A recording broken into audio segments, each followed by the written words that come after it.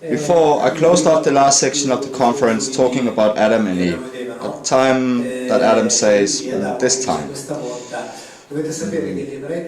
You must know that the Hebrew who has translated the Bible into North American English have translated it as finally. It couldn't be any clearer.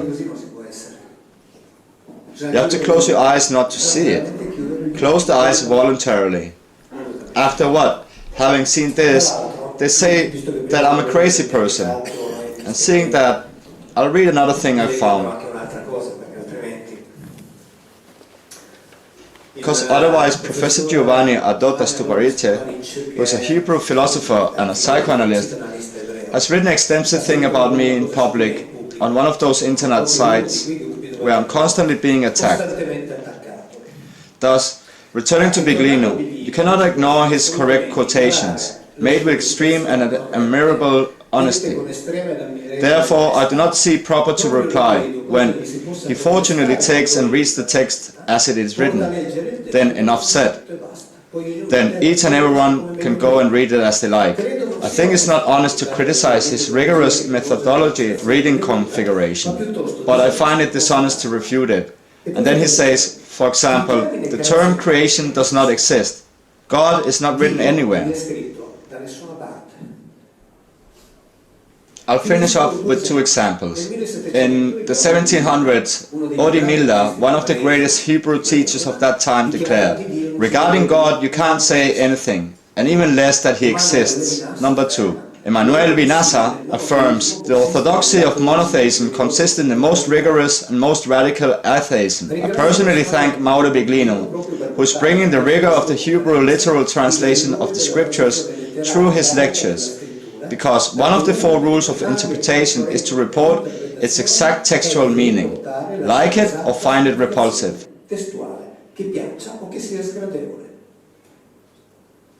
One calls me a fool, another says the other. How to say? The spirit of work, that of retelling what is written, and that's what one wants. I'm going to name a person who is an expert in the history of Roman religion, Dr. Matteo Corries. He's a graduate in Florence. He specialized in Barighi's School of Higher Studies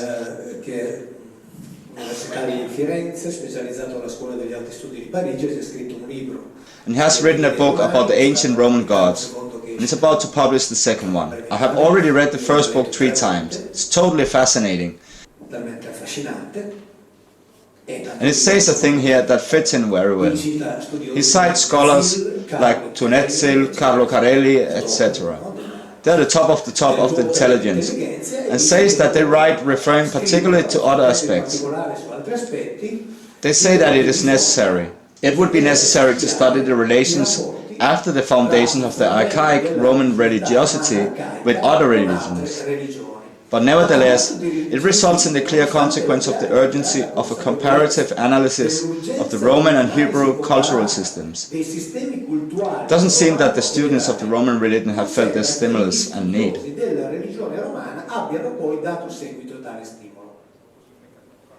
The one who has been in his place, sorry, but since I'm also reading the insults, the one who has been in this place, a brave scholar of the Old Testament, Mauro Biglino, whom in his book The Old Testament, taking information that derives from his first book, has dedicated pages to the remarkable points of convergence between the Hebrew and Roman religious consciences, exposing the fascinating scenario of the past and bringing into question some of the most consolidated certainties of historiography.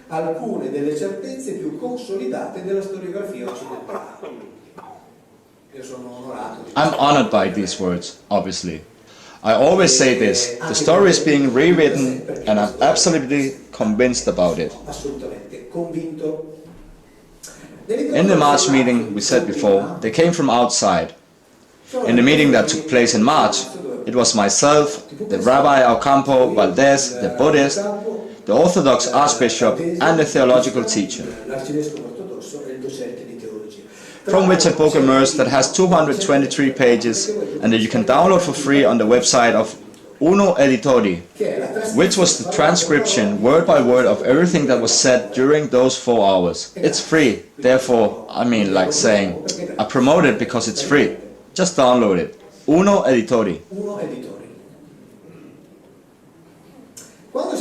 When, let's first see what the Catholic theologian said, with whom I already met and met again in October 24th in Turin. In the meeting, at 3 hours 27 minutes and 30 seconds exactly, he says that in the Semitic world there are no philosophical or metaphysical concepts. They don't exist. They are not proper of it. There is no concept of eternity, which is a metaphysical concept. There is no creation of nothing. It is a concept that is completely outside the Semitic mentality of the Bible. The concept of immortality does not exist. Abstract conceptions do not exist. But now I say, what are we talking about? About a really normal book, which is what I'm telling since 2010. Then the question arises given there is no talk of eternity, immortality or creation. So the journalist asks, but according to the biblical reading, can we speak about the creation of Adam? Then the theologian answers, Adam was made. It's a very different thing. The journalist says, do you agree with Mauro Biglino? With him? What I said is a bit different. He left. If you want to keep the illusion of the possibility that man was made by another, if he was made by another, obviously he's a theology teacher, he couldn't. I appreciate him being open.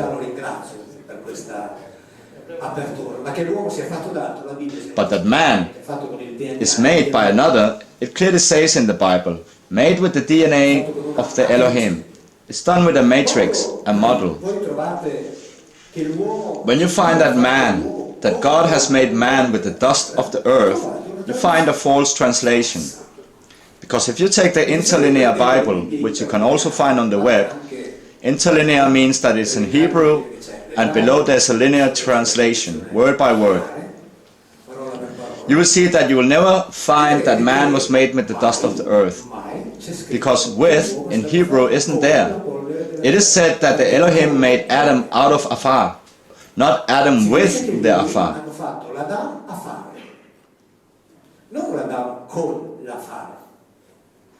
Adam, afar, looks like the definition of a model, that which they have brought here. The Vedas say that the universe is populated by 400,000 similar humanoid species and that many came here. The Bible says that those made Adam out of mud, not with mud. It's completely different. In other words, we are a model. Also regarding the Vedas, in the book of the falling of the gods, you can also find the possible places of the sky where they came from, with the routes indicated in ancient texts, with the poles by which they arrived, which are in the area of the constellation of Orion, in particular on the right side, which is called Betelgeuse. Bethel in Hebrew means house of El. Bethel Jerusa in Aramaic means the giant's back, the giant's arm, because Orion he was the giant hunter. There is a stellar mass that in Sanskrit is called Midashelath, the head of the antelope, because the hunter has a dead antelope held there, with the head hanging from the right shoulder.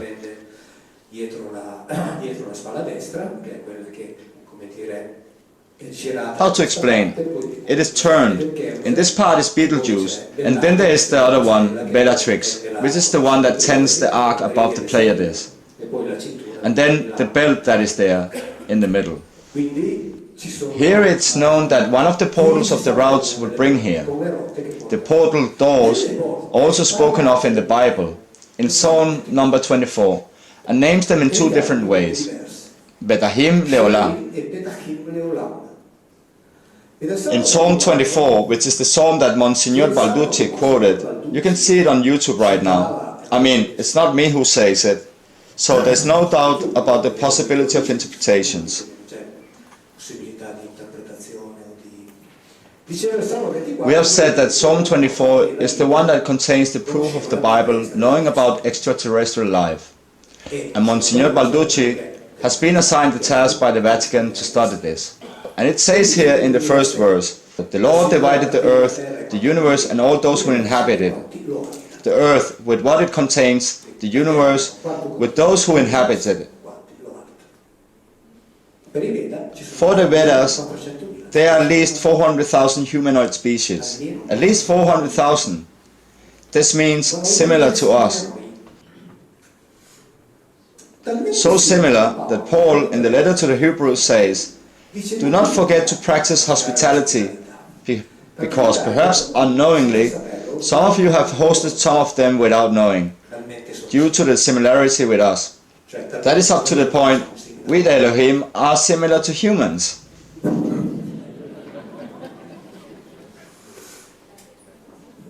Paul says it, and if Paul says it, we must believe it. Here, he's being very specific, Paul. Or is it that we can say we believe this and we don't believe this other?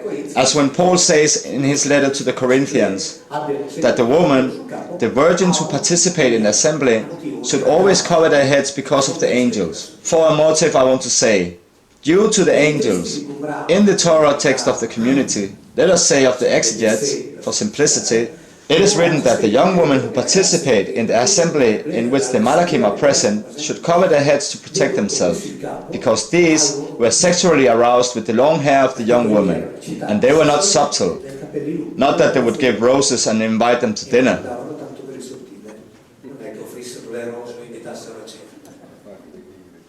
Tertulliano writes in the De Velandis Virginibus that the girls who participate in the assembly in which the angels are present should cover their hair as protection.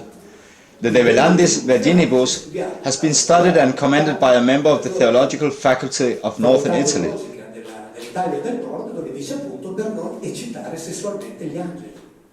To the point that it is said that they sexually excited the angels. Therefore, when talking about sex of the angels, it is not that they do not talk about anything.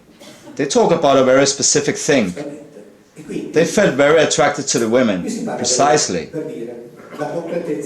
And therefore, this is spoken here in a very complete way, very similar to the 400,000 humanoid species.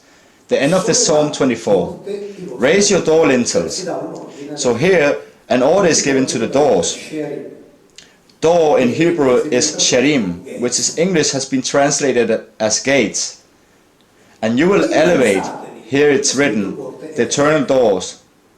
Eternal in Hebrew is betahim leolam. Olam is a term.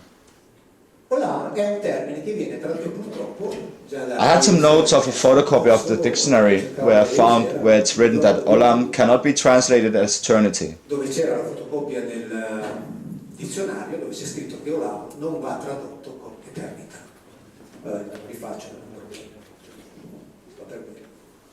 Un sacco di roba, non è la prima volta, vabbè, una volta mi ha rubato tutti gli appunti in un blog solo, questa volta. Now, raise the doors to Betahim Leolam. Olam, in all the extra biblical literature, means unknown place. In Hebrew, they make distinction between the two verbs, one that indicates the present and another the future. In other words, meaning that there are two different moments. At first the Sheraim is opened, the upper part opens, because the king enters the Kavod.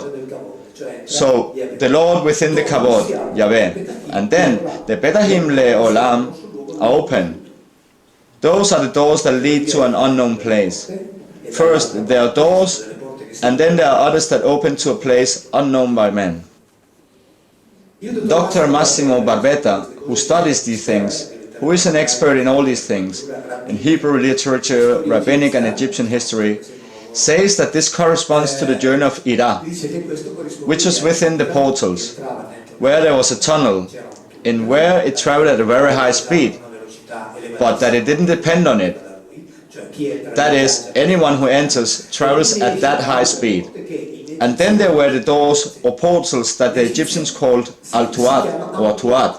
That is to say, the world to which these doors led. It is not the world of the dead. Just like here, there are doors here and the doors there and the kavod past. I do not know if it's true, but Betahim le Olam, Olam means unknown place.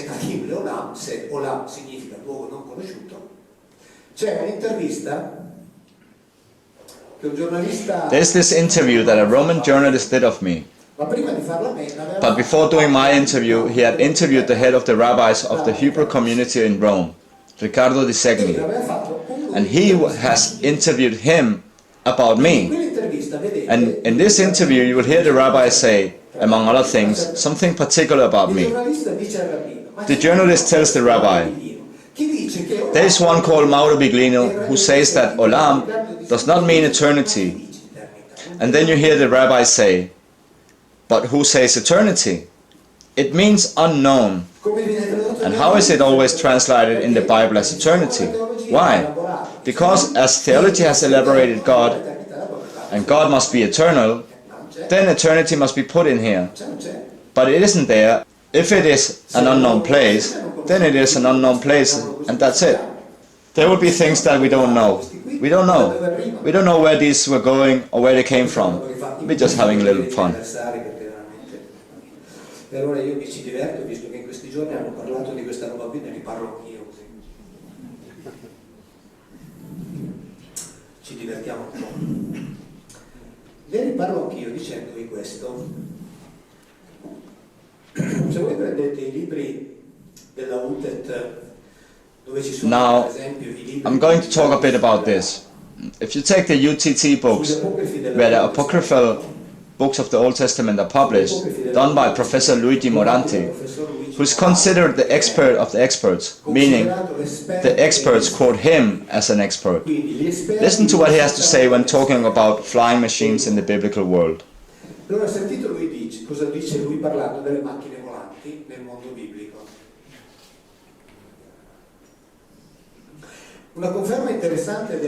An interesting confirmation of the mechanics of the cherubim. In the Hebrew consultation website, it is written that the Hebrews have always known that the cherubim were robots. This is evident in the Bible. Luigi Moranti says, when a text speaks of divine breeze, they refer to sound, meaning to the rumble that has always preceded the arrival of Yahweh's chariot. Cioè al rumore che precede sempre l'arrivo del carro di Yahweh. 1. Second, when he says the cherubim would bless, they refer to a point where the translation of blessing is just another form written in the Hebrew Bible of saying that the cherubim made noise.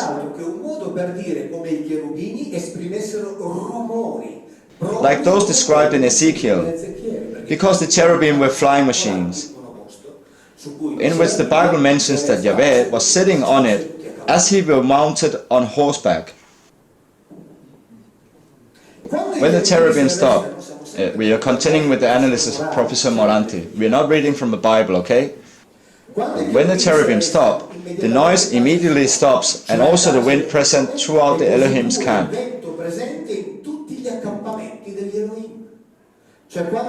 In other words, when the cherubs are flying in the camp of Elohim, they basically produce this wind, because they all have propellers that turn. In the book of the Falling of the Gods, you can see them designed by aeronautical engineers. It's what I said before. And when they stop, the wind ceases. The philologist points out that it speaks clearly about the cover in which the throne is located in the upper part of the carriage, and in the lower part, where the cherubim, who travel 4x4 hooked to the carriage, they would separate and travel independently. This is written in Ezekiel very clearly, very clearly.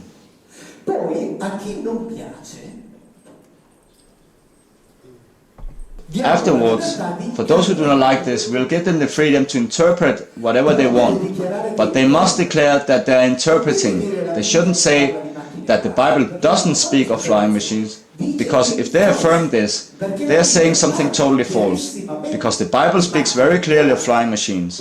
That is why anyone who does not like this should say, when the Bible talks about flying machines, it means that, very well, please prove it to me, please, because the Bible speaks of flying machines.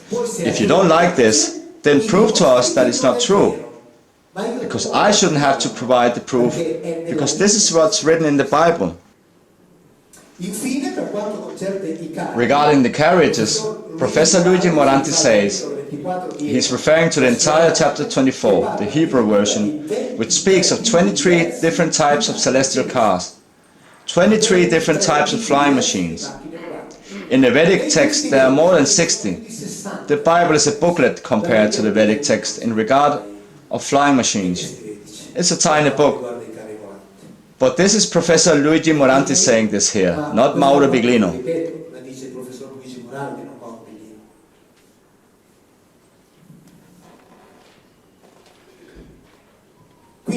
Therefore, it is necessary to take these things into account, because otherwise, it is said, Ezekiel had dream visions, which enter the field of hallucinations.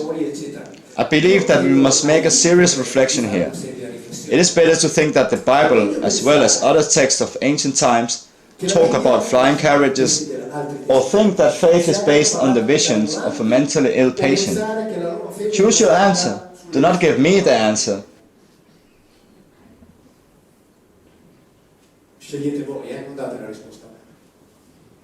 Because someone who has hallucinations is mentally ill, right?